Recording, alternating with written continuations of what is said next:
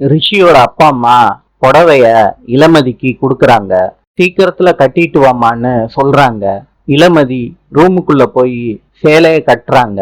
அந்த ரூம்ல மின்கசிவு ஏற்படுது. நெருப்பு பிடிக்குது. இளமதியோட புடவை நெருப்புல கொழுந்து விட்டு எரியுது. இளமதி கத்துறாங்க, அம்மா வாமா அம்மா. சத்தம் கேட்டு எல்லாரும் ரூம் கதவை தட்டுறாங்க. பரமன் ரூம் கதவை உடைக்கிறாரு. இளமதிய அவரு கையால தூக்குறாரு. ஆஸ்பத்திரிக்கு தூக்கிக்கிட்டே நடக்கிறாரு. ஆஸ்பத்திரியிலையும் கொண்டு வந்து சேர்த்துடுறாரு இளமதிய. பரமன் சொல்றாரு, டாக்டர், ஒரு எமர்ஜென்சி டாக்டர், கொஞ்சம் வெயிட் பண்ணுங்க 2 நிமிஷம் ப்ளீஸ். பரமன் கத்திய வச்சு டாக்டரை மிரட்டுறாரு. மரியாதையா வா, வந்து என்னன்னு பாரு. டாக்டரும் இளமதிய டெஸ்ட் பண்ணி பார்த்துட்டு இன்ஜெக்ஷன் போடுறாங்க. டாக்டர் சொல்றாரு, நீங்க பயப்படுற மாதிரி அந்த பொண்ணுக்கு எதுவுமே இல்லை. பரமன் டாக்டருக்கு தேங்க்ஸ்னு சொல்லிட்டு வந்துடுறாரு.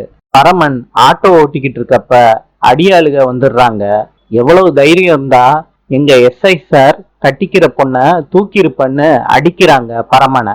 பரமனும் அடிக்கிறாரு பதிலுக்கு. பரமன் எல்லாரையும் அடிச்சு துவைச்சு எடுக்கிறாரு. வீட்டுக்கு வர்றாரு. இளமதி கேக்குறாங்க, என்னாச்சு பரமா உன் கைக்கு? பரமன் சொல்றாரு, இளமதி 4 நாய்க என்ன கொதறிடுச்சு. சரி பரமா, சாப்பிட்டியா பரமா? இளமதி, பசிக்கதான் செய்யுது, சாப்பிடலான்னு பார்த்தா கையில அடிபட்டிருக்குல்ல. இளமதி இத கேட்டதும் வருத்தப்படுறாங்க. சாப்பாடை வச்சு பரமனுக்கு ஊட்டி விடுறாங்க. பரமன் இளமதியை பார்த்துக்கிட்டே சாப்பிடுறாரு. நாளை சந்திப்போம்.